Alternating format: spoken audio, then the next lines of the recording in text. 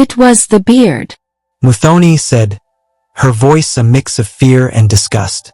Muthoni continued. She came into this world with a full beard like a man. It is a sign, I tell you, a bad omen. Macau and Gachiki should have drowned her at birth. Such a child will bring nothing but misfortune to our village. The others nodded in agreement, their faces twisted with a mixture of curiosity and repulsion. They had all heard the tales, passed down from generation to generation, of children born under the curse of the gods. These children were said to be harbingers of disaster, their lives marked by suffering, and the villages that sheltered them doomed to ruin. The child in question was Shiru, the firstborn of Macau and Gachiki, a couple known for their piety and kindness. But the birth of their daughter had shattered their lives. The midwife's gasp when she first saw the child, followed by her hurried departure, had set the tone for what was to come. Word spread like wildfire, and soon, the entire village knew of the girl with the beard. Macau and Gachiki were devastated. They had longed for a child, and when Shiru was born, they had rejoiced, despite the strange circumstances. But the village's reaction was swift and merciless. Overnight, they became outcasts, shunned by neighbors and friends alike. Even the children were forbidden to play with Shiru, as if her curse might spread through mere contact. But Shiru, too young to understand the full weight of her burden, grew up in the shadow of whispers and stares. She learned early on that she was different, though she didn't yet grasp why. Her parents, despite their own suffering, tried to shield her from the worst of it, but the village's cruelty was relentless. As Shiru grew older, the beard that had once been soft and sparse began to thicken, becoming an undeniable mark of her difference.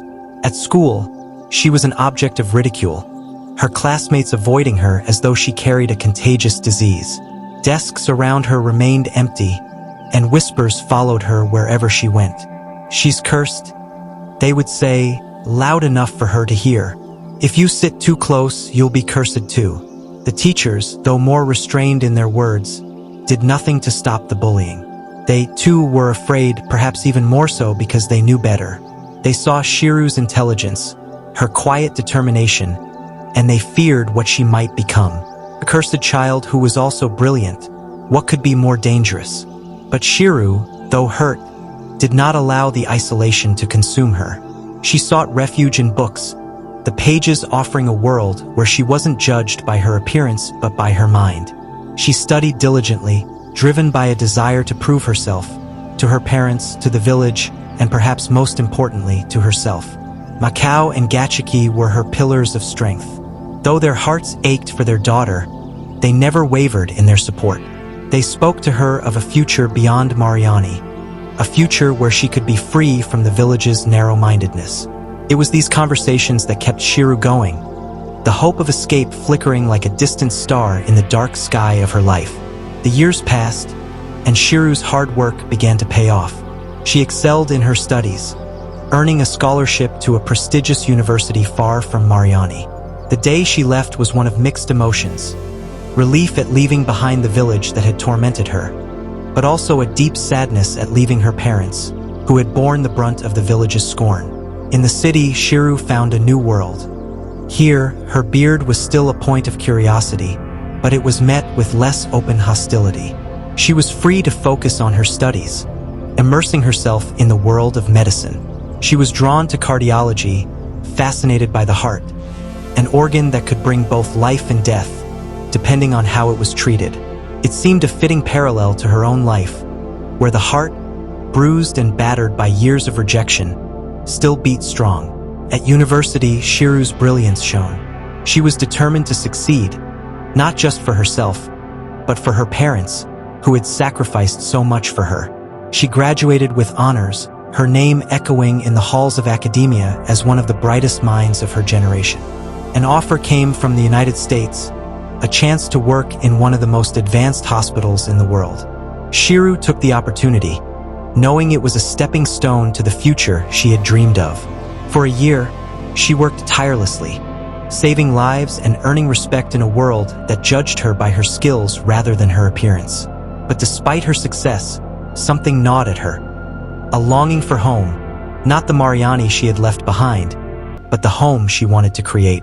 She had not forgotten the whispers, the cruel stares, the isolation, but she also remembered her parents' words about forgiveness, about rising above hatred.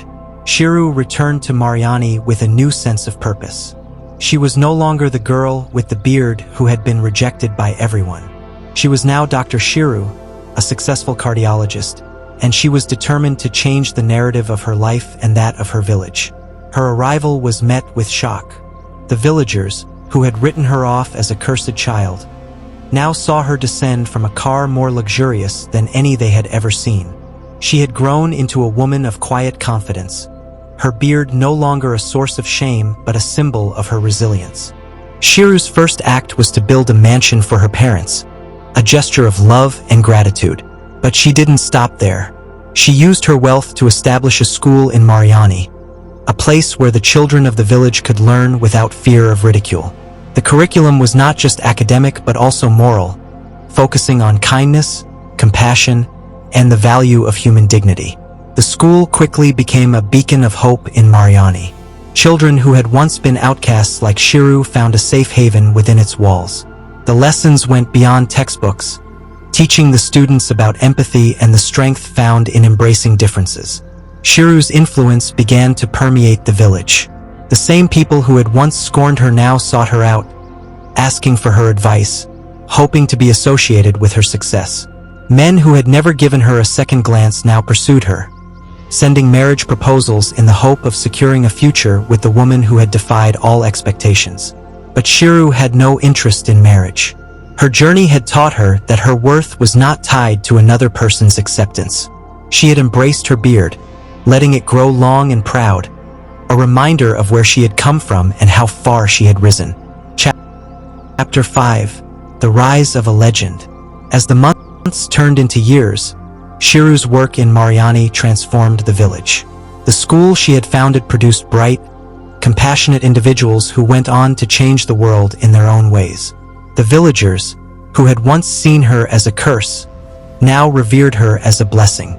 Shiru had not only changed her own fate but had also altered the destiny of her entire community.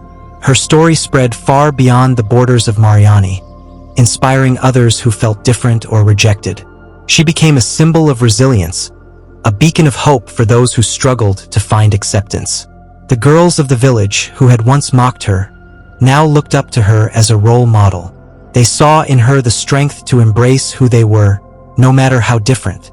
Shiru's life became a testament to the power of forgiveness and the strength of character. She had every reason to turn her back on the village that had rejected her, but instead, she chose to give back, to build, and to inspire. In doing so, she not only healed her own wounds but also those of an entire community. The years passed, and Shiru's legacy grew. The village of Mariani, once a place of ignorance and fear, became known for its kindness and inclusivity.